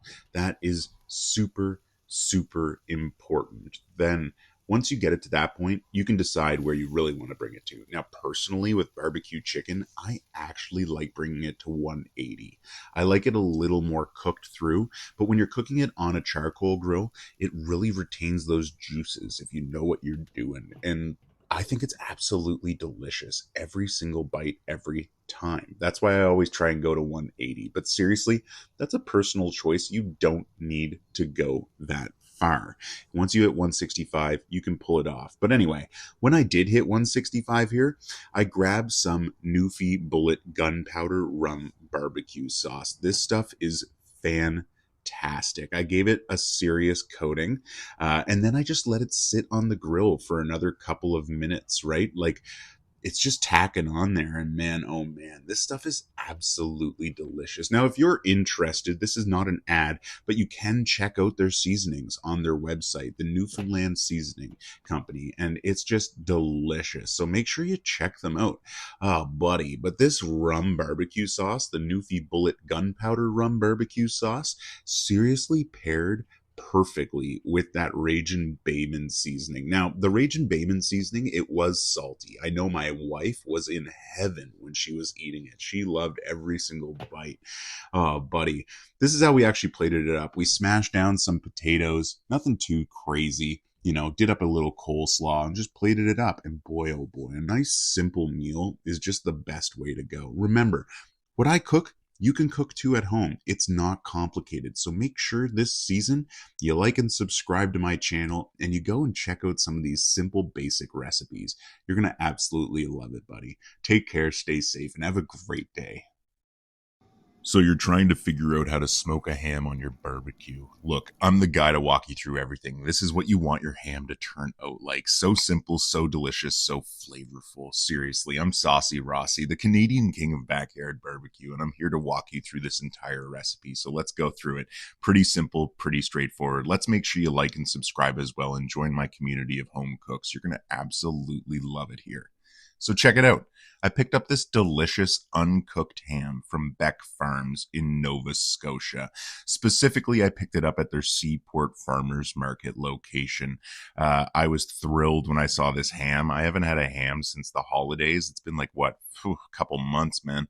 Anyway, I really enjoy ham. Barbecuing a ham, smoking it is absolutely delicious. And one of those things that if you really like smoking barbecue food, you should totally try smoking a ham. So today I'm using a Spice Affair and Island Girl Foods barbecue seasoning, along with Island Girl Foods papaya and rum hot sauce. This hot sauce is so flavorful and delicious. I thought it'd be the perfect binder. Now, seriously, most of the flavor does disappear with a binder, but this hot sauce is strong enough that it totally comes through a little bit and adds that perfect little bit of heat. This was such a delicious ham. So as you can see, I'm fully coating it in that binder. Then I'm just simply liberally seasoning this ham with that seasoning. Now, you saw earlier I did cross hatch the ham. That was to allow the seasoning to penetrate a little bit further. So what you do is you liberally season it, and then you kind of like open up those little cracks, and it will basically let the seasoning fall in there to get extra penetration into that meat. Next, I'm throwing in a meat thermometer. I'm just going to throw it right onto the smoker, and I'm setting it for 145 internal. That's what you have to cook pork to. You can bring it up to like 160 if you want to, but personally I like it a little bit, lower. 145 is usually when I pull it and then I rest it, and it normally hits about 150 internal or so. Anyway, this part's pretty straightforward. I have it on my pellet grill, and today I'm smoking it with a blend of oak, maple, and hickory.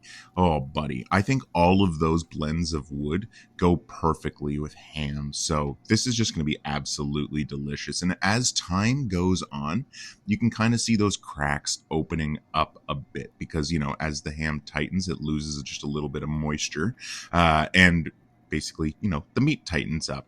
But it's real important. We don't want this to dry out or anything like that. So using the meat thermometer allows us to really monitor it while we have it sitting here on the smoker. And as you can see here, I'm really letting that smoke bellow over this ham. Like, this is going to be absolutely delicious, bud. Seriously.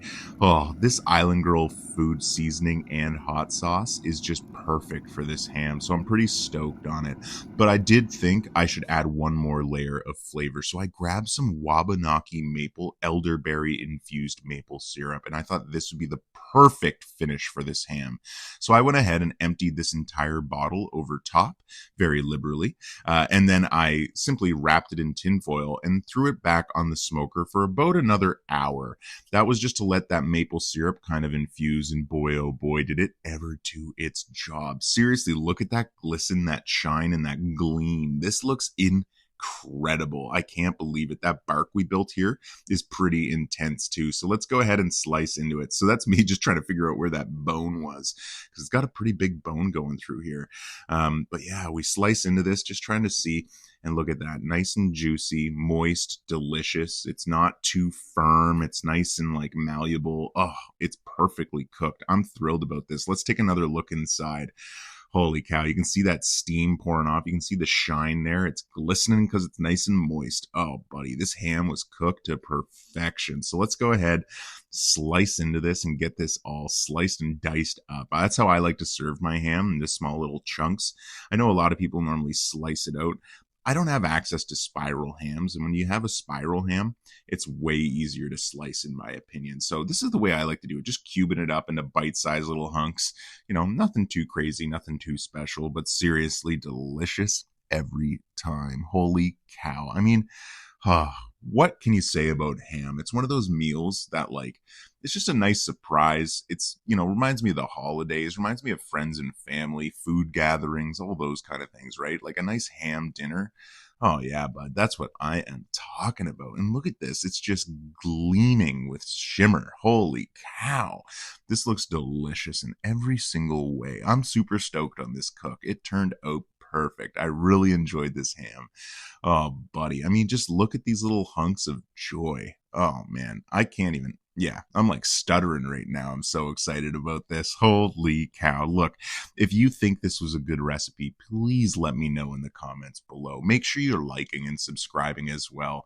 Holy cow. It's so simple and so easy. And look, if you haven't already, make sure you go follow my Instagram and TikTok. And if you're doing any of these cooks, please tag me in them. I'd love to see your version of this. Holy cow. So finishing it off, this is how I plated it up, with some garlic mashed potatoes, some delicious coleslaw, and I put some cheesy garlic sea salt on this toast over here, and it was just absolutely delicious. The perfect way to enjoy this ham. So thanks again. Make sure you like and subscribe, and take care. Do you like smoked tri-tip low and slow, just like it's a brisket?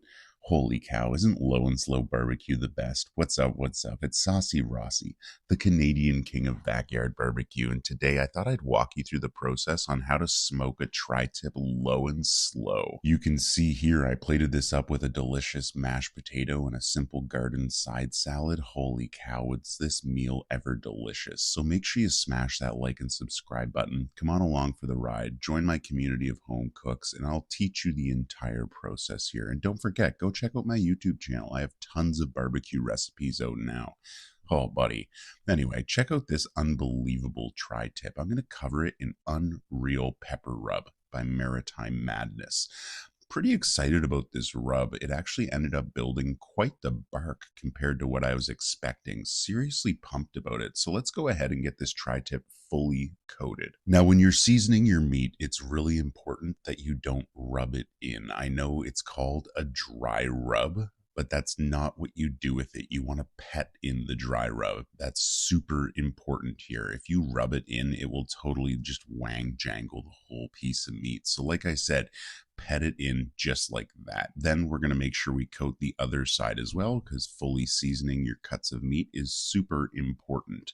So again, we're going to repeat the exact same process. We're going to just liberally season up this piece of tri-tip, and then we're going to go ahead and pet in that dry rub. Again, super important step here. Really don't skip on it.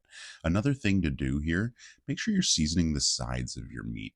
You can tell I have my hand there. What that's doing is kind of like reflecting a little bit onto the sides there. You can even pet it into the sides if you pick up a little bit extra, or pick up the meat itself and just kind of like dab it in. So you can see here, I'm just using the butcher paper though to kind of collect all that seasoning in there. Just get it fully coated. Now, when you coat this, it depends on how intense you want of a bark, but I think roughly this right here, this coating amount, is probably the best you need to try and start your bark out. So don't go too crazy to begin with. You can over season this, but yeah, when you're trying to build a bark, you do want to make sure you've generously applied this dry rub. So seriously, get it on there. All right, let's move over to the smoker. Today I'm running this smoker at 250 degrees. I'm using pellets on this grill, and I'm using a mix of hickory, oak, and maple pellets. I really enjoy the flavor from all three of those types of wood, and I find when you mix them together, it goes great with beef. Again, that was maple, hickory, and oak. Holy cow. So I'm going to run this thing low and slow, like I said, at 250 degrees on this pellet smoker until it hits 165 degrees internal. Now I'm going to be monitoring this with a meat thermometer. That's really important, okay? And you know, just pay attention. Once you hit that 165 mark, that's when we're going to pull it off and we're going to give it a little bit of a bath in some beef tallow. Then we're going to wrap it in butcher paper, put it back on the smoker, or depending on your setup, you can put it just into the oven to finish off, but we're going to finish it off at a final temperature of 203, okay? So let me quickly go through that again. We're going to put it directly on the smoker like this. We're going to let it get up to 165 degrees internal. Then we're going to render down that beef tallow. You can see it there in my little cast iron dish over to the side. Here's a closer view at it. And we're just going to get that rendered down a little bit. And like I said, at 165 degrees, we're going to pull this tri-tip. You can see we're getting close to that. That sweating you're seeing on the top indicates we're around that 165. So I grabbed my my thermometer, stuck it in there, and I saw that we were getting real close to 165. So again, what you want to do is pull it off. We're going to bathe it in that beef tallow and then wrap it in butchered paper, and we're going to put it back in either the smoker or the oven, and we're going to let it finish off up to about 203. You can go a little bit past that or a little bit under, but I find 203 is the perfect mark there. So here I am, I hit that 165 and I'm drizzling all that beef tallow over top. Now, no joke, I'm serious. We're rewrapping this in butcher paper, okay? So once I did that, threw it back on the oven, this was the result. You know, like I said, you can put it in the oven. It does not need to be the smoker. Once it's wrapped in butcher paper, it pretty much doesn't add more smoke flavor. So finishing it off in the oven is perfectly fine. And considering the oven is such a controlled temperature, it also works great. So check out this tri-tip, smoked low and slow. Oh, buddy, it's so juicy, tender, and delicious. This is going to be amazing. Now, one thing you need to know about a tri-tip is the way you cut it, okay? So there's two grains that run through a tri-tip, and we want to cut against the grain in both cases. That's super important. So by slicing it like this, into halves, I'm able to then rotate each half and slice across the grain appropriately. That's really important with tri-tip, or basically any low and slow barbecue. When you're biting with the grain, it's more tough. So when you go and slice against the grain, it makes it even more fall apart and delicious. Like, holy cow, seriously amazing. Really, really, really enjoyed this. Like, oh, buddy. I mean, just look at that bark. Like I was saying, I wasn't expecting this to have such an awesome bark. Not that I'm disappointed, or sorry, not that I'm shocked. Like, I wasn't expecting to be disappointed, but like, Holy cow. I'm thrilled to know that there is a seasoning from the Maritimes that builds this quality of bark. Holy cow. So let's finish off. We're going to slice into this other side and we're just going to check it out. Now, I know some of you might be looking at this and go, holy cow, that is overdone.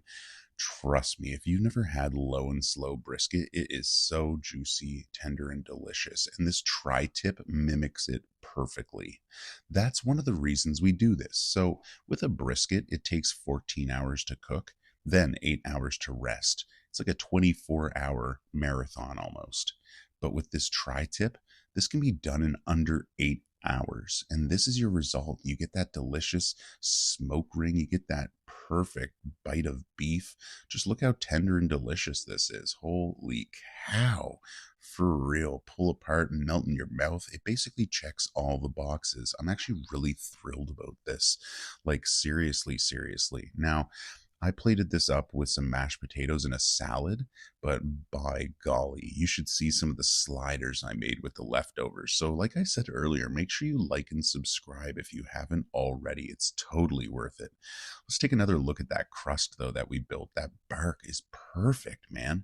These juicy little niblets, oh buddy, they were so delicious. Every single bite was so tender, juicy, and delicious. Man, oh man.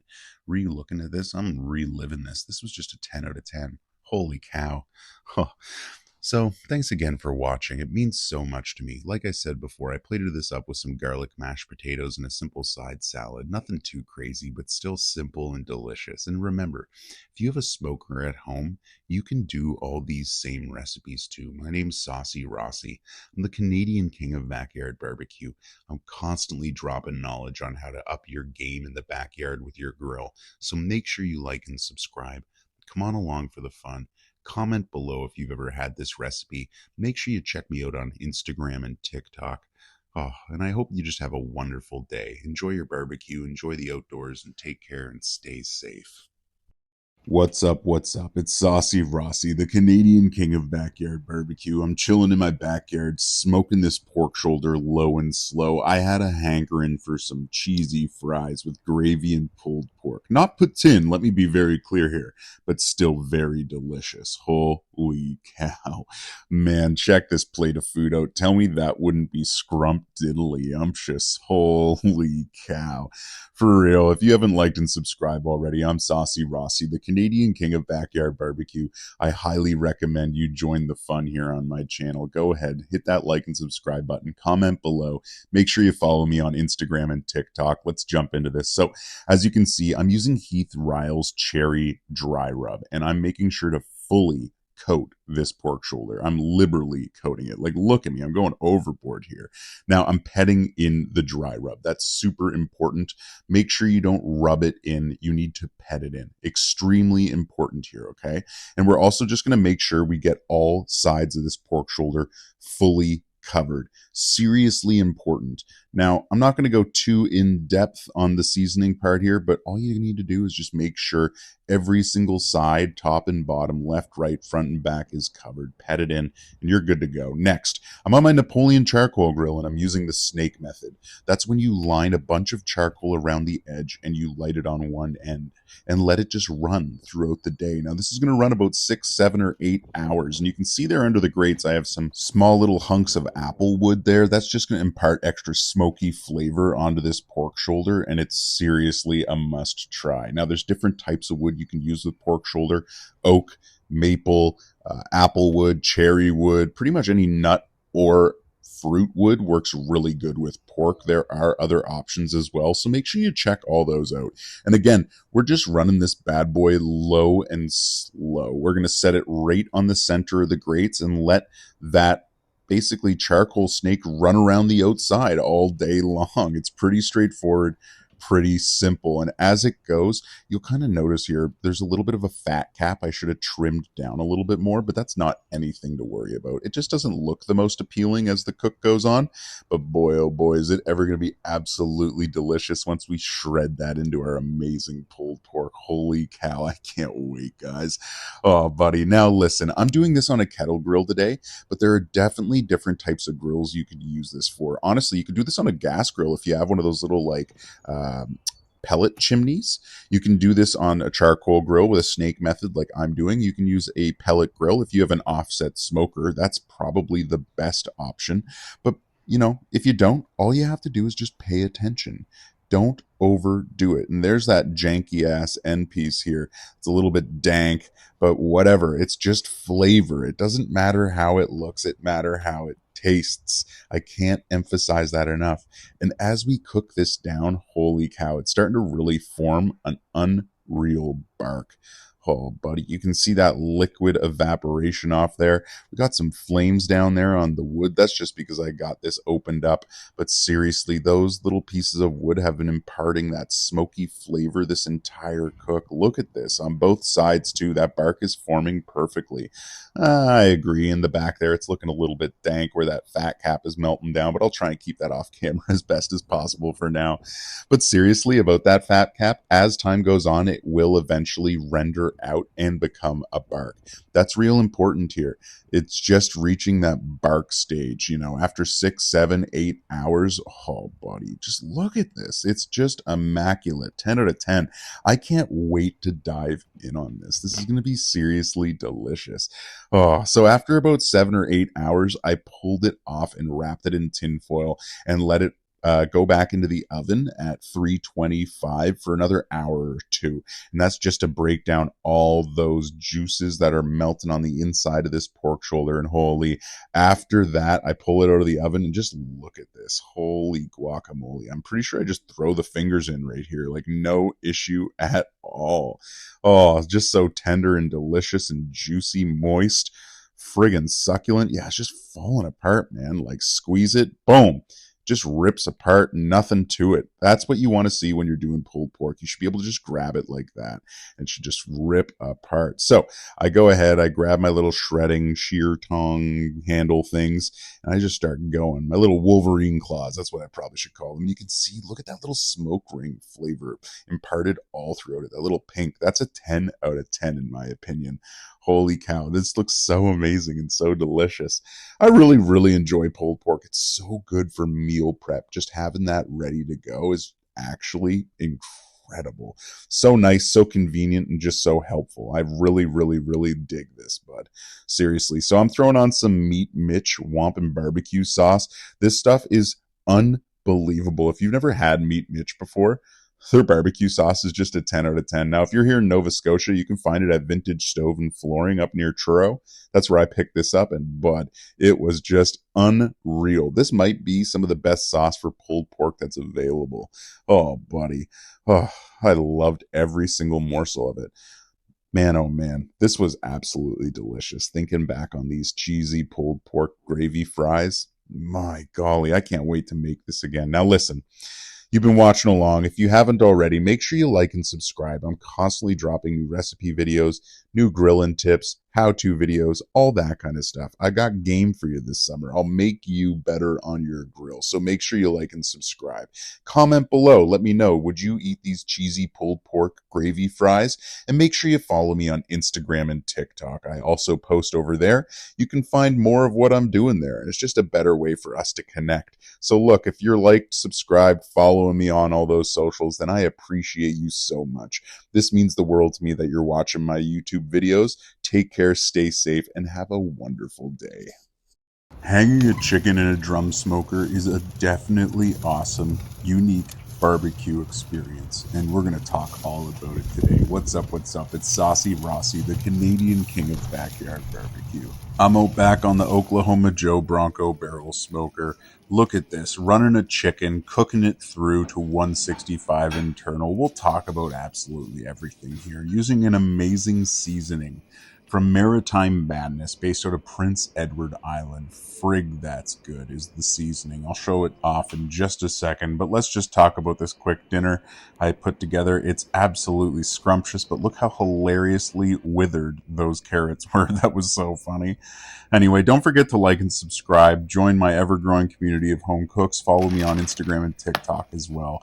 So I'm using that Frig That's Good seasoning. It's a dry rub from Maritime Madness, and it goes on everything. It is just so versatile. I loved this seasoning. And you know me, I love my barbecue chicken, so I thought I'd hang it in the barrel smoker. And I used apple wood with this. We'll talk a little bit more about my wood choice in a little bit here. But what I decided to do was stuff this chicken. So I used some lemon, some onion, some garlic, and then a little more lemon and onion. And I trussed the chicken. Now, if you don't know what trussing is, it's basically a tie up the chicken so that everything kind of like stays inside. That way you don't have stuff, going absolutely everywhere. And it pretty much contains things and makes it a little more neat and tidy. So I trussed it up, and then I threw 2 meat hooks right through the breastbone there, just so I could hang it in the barrel smoker, basically, right? Pretty straightforward. Making sure to cover the entire outside with seasoning as well. You would have seen earlier on, I covered the entire inside of this chicken with seasoning as well. It's just really important you get every nook and cranny. If you really, really want to overdo it, what you can do before you truss it is pull some skin back and season underneath that as well. But where you also season inside the bird, I chose not to, just because you can kind of overdo it. So as you can see here, I just got 2 meat hooks, one going through each breast. And I'm just hanging that chicken directly in the middle of the barrel smoker. Now, I have my charcoal fully lit here. We're running along, but you can see that big hunk of wood. Now, that is a piece of an apple tree. Oh, buddy, I got that from a local apple orchard here in Nova Scotia. It's called Noggins. If you're here in Nova Scotia, you probably know exactly who I'm talking about. But check it out. This chicken is just dangling. And as it cooks, those juices are really going to just like release, drip down to that coal bed, which is going to really let it charbroil. You're going to see here in a little bit the flames ended up kicking up real high, getting a perfect kiss on this bird. It was absolutely fantastic. But again, I got to give a shout out to Maritime Madness. That Frig, that's good seasoning. Holy cow, I loved it on this chicken. It was so delicious, yummy and scrumptious. Now, you can see here that skin is crisping up, getting nice and tight. That's exactly what I want to see. And it's mainly just because that coal bed right below, as the juices drip down, you can see here, it almost like sears upwards. It's so unreal. That's called charbroiling, and it's just... it's one of the best parts of low and slow barbecue, especially if you're eating barbecue chicken. Now, as it really got along there and the juices started flowing, that flame totally kicked up. Look at this. And it is just treating this chicken perfectly. I know you might be looking at this being real concerned, but when you close the lid, it doesn't rip roar like that. So as you can see here, that chicken just crisps up perfectly. Holy cow. Everything about this is just unreal. That's exactly what I wanted to see with this cook. Holy cow. So I hit it with a meat thermometer. We hit 165 internal. So I actually let it go to 175 before I pulled it off, because I do enjoy my chickens a little more done. But man, oh man, was this ever absolutely scrumptious. So sliced it up, you know me, pretty straightforward, nothing too special here. If you want to know how to slice up a chicken, you can check out many of my other videos just showing off how delicious this was. And when you grill a chicken like this, it just becomes so juicy and flavorful. And when you add the onion, the lemon, and just all that flavor on the inside, the garlic, the seasoning, like, it's seriously a 10 out of 10. I love barbecue chicken. So juicy, so moist, so delicious. Absolutely fantastic. I love it just weekly, honestly. I eat chicken very, very regularly because barbecue chicken is just so... holy cow, unbelievable. Anyway, let's check these chicken breasts out. Like I said, cooked, juicy, succulent, delicious. You know all the keywords that I can throw down right now. Holy cow, man, this is just cooked to perfection. Falling apart, so simple to tear. You can see that little bit of like pink right along the edge up there. That's smoke. So that's from the apple wood that I would have thrown in there, just imparting a little bit extra flavor. Like, holy guacamole. This was so delicious. Just check that chicken out. Doesn't that look phantasmic? Oh, buddy. Anyway, It means so much to me that you took the time to watch my video. So while I got you here, make sure you like and subscribe. I'm always dropping these recipe videos, trying to show you guys how to be better home cooks in your backyard with your barbecue. You know me, I'm Saucy Rossy, the Canadian king of backyard barbecue. And like I said before, make sure to go check me out on Instagram and TikTok as well. I'm always posting there. You know, if you ever want to tag me in a cook that maybe you saw me do and, you know, you retried it, I'd be thrilled about that.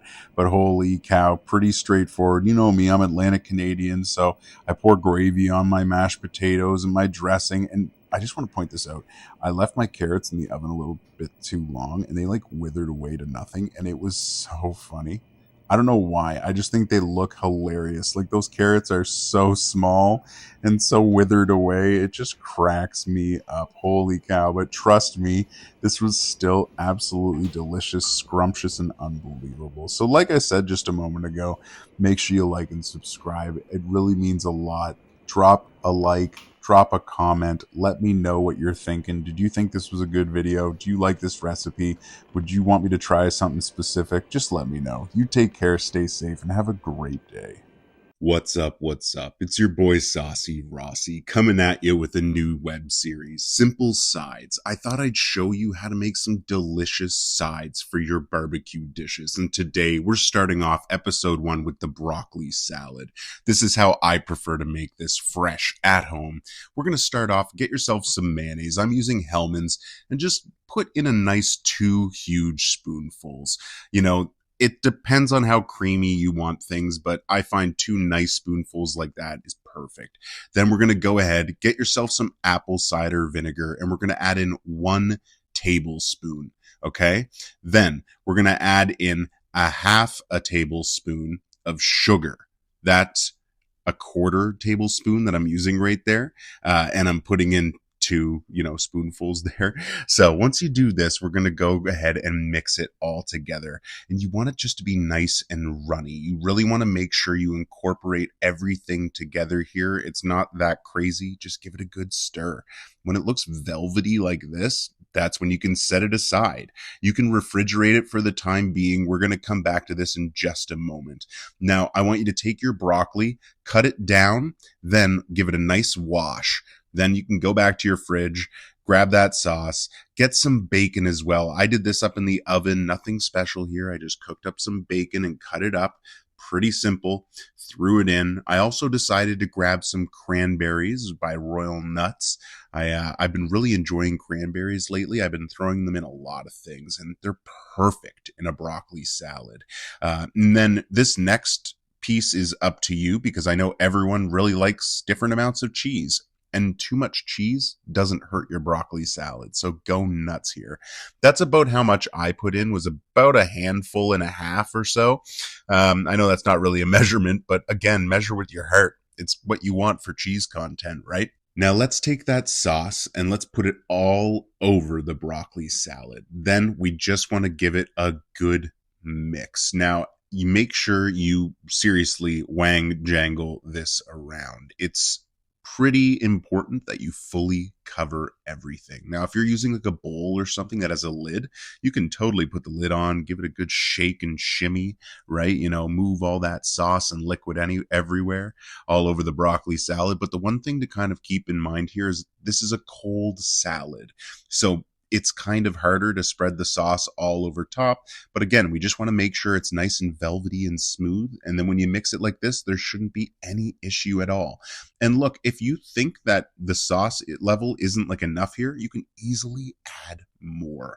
You can change the ratio on this and add more sauce in. If you really like creamy broccoli, that's totally okay. Creamy broccoli is absolutely delicious, especially with bits of bacon and cheese in there. Holy cow. You could also probably add in a little red onion. Now that I think about this and say it out loud, dang, that was a missed opportunity here. But either way, this is a simple way to make a nice, delicious sauce and broccoli salad, and I highly recommend you like and subscribe, check out all my videos, and enjoy yourself some delicious broccoli salad. So thanks again for watching. Stay safe and have a great day. And again, if you haven't already liked and subscribed, do so. I'm always dropping recipes and great barbecue tips. Take care.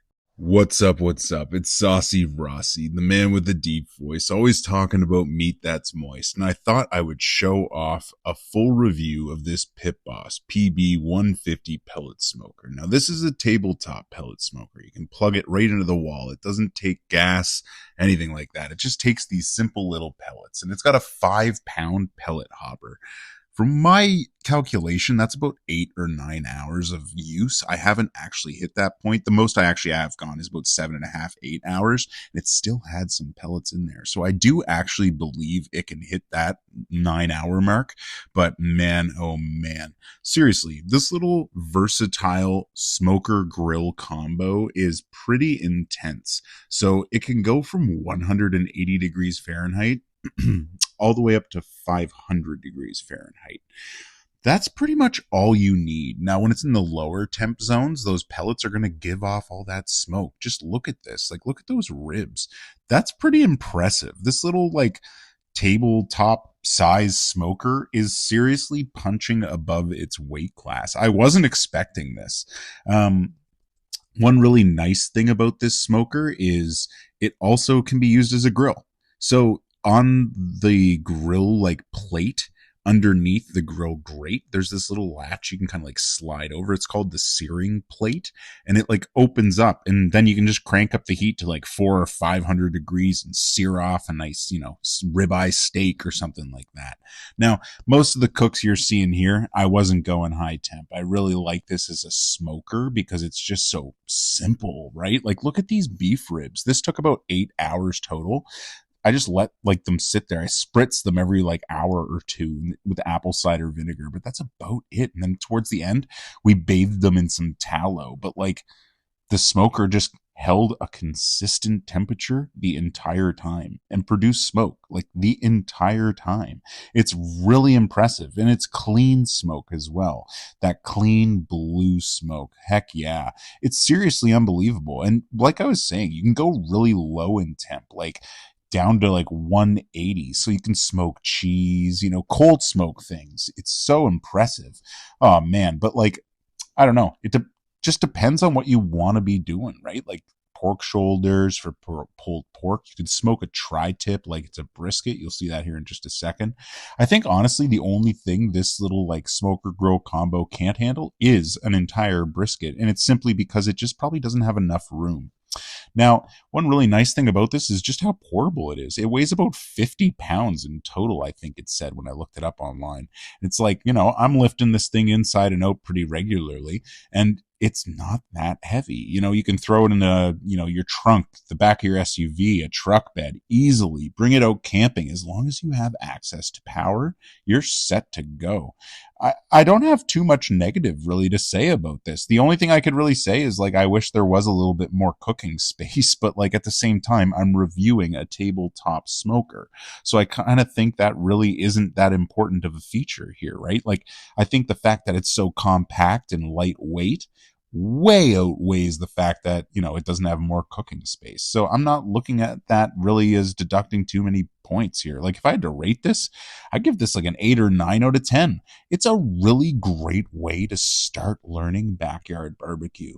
Because I was saying, it can do those high temp cooks. You can cook chicken on here low and slow as well. You can do these jalapeno poppers like I was doing earlier, pork ribs, beef ribs, seriously, smoke some salmon as well. It's all absolutely delicious. Holy cow. So I really appreciate you taking the time to come to my channel and check out this video. I hope this video was informative for you, and hopefully if you have any questions, you can let me know in the comments below. If you did like this video, make sure you like and subscribe. I'm always dropping barbecue related videos and just recipes, how-tos, tips and tricks, and barbecue reviews. So if that's your kind of thing, come on and join my community of home cooks. Seriously fun over here. We got over 5,000 of us now. We're chilling. We're all hanging out. We love barbecue together. Some good food, good eats. Man, it's a blast. Seriously, thanks a bunch for watching. Make sure you like and subscribe, and take care. Have a great day and stay safe. And hey, remember, barbecue for life. Seriously about that.